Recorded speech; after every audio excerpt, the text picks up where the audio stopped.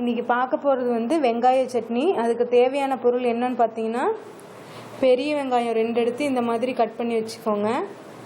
எண்ணெய் தாளிக்கிறதுக்கு தேவையான அளவு, பெருங்காயம், கடுகு 1 டீஸ்பூன், உளுந்தம்பருப்பு 1.5 டீஸ்பூன் எடுத்துக்கோங்க, பொட்டுக்கடலை 1 ஸ்பூன், தேங்காய் 1 சில்லு, தக்காளி 2, கொத்தமல்லி 1 டீஸ்பூன் எடுத்துக்கோங்க, ஜீரகம் 1/2 டீஸ்பூன், வரமிளகாய் வந்து ஒரு 4லேருந்து 5 போட்டுக்கோங்க, கொத்தமல்லி கொஞ்சம், கருவேப்பிலை கொஞ்சம், அதுக்கப்புறம் உப்பு தேவையான அளவு.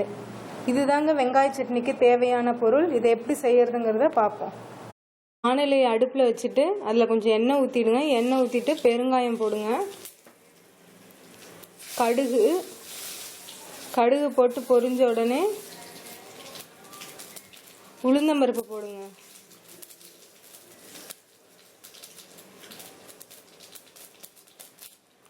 அதுக்கப்புறம் ஜீரகம், கொத்தமல்லி எல்லாத்தையும் போட்டுருங்க.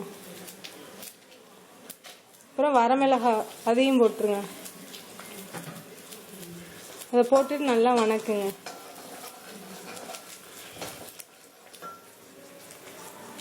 இது வணங்கினோடனே நறுக்கி வச்சிருந்த வெங்காயத்தையும் அதில் போட்டு வணக்குங்க.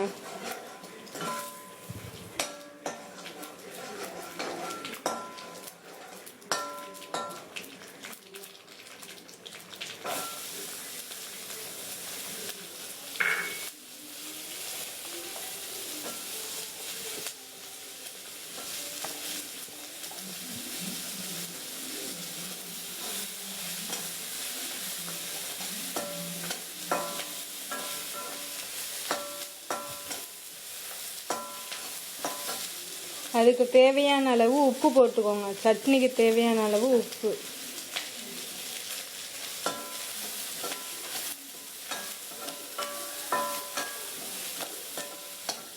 உப்பு போட்டதுக்கப்புறம் அதில் 2 தக்காளியே நறுக்கி வச்சிருந்தோம் இல்லைங்களா, அதையும் ஆட் பண்ணிடுங்க.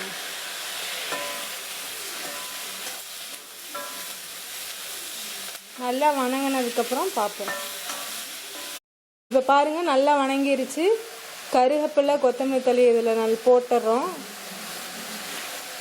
அதுக்கப்புறம் பொட்டுக்கடலை, தேங்காய் இதையும் போட்டு வணக்கிட்டு இறக்கிடலாங்க. இறக்கிட்டு ஆறுனதுக்கப்புறம் மிக்சியில் போட்டு அரைச்சிட்டா நமக்கு வெங்காய சட்னி ரெடி ஆகிடுங்க. சுவையான வெங்காய சட்னி ரெடி ஆயிடுச்சுங்க. இதை வந்து இட்லி, தோசைக்கு, சப்பாத்திக்கு, உப்புமாவுக்கெல்லாம் சைட் டிஷ்ஷாக இருக்குங்க. இதை சாப்பிட்டுட்டு உங்களோட கமெண்ட்ஸ் எங்களுக்கு அனுப்புங்க. நன்றி, வணக்கம்.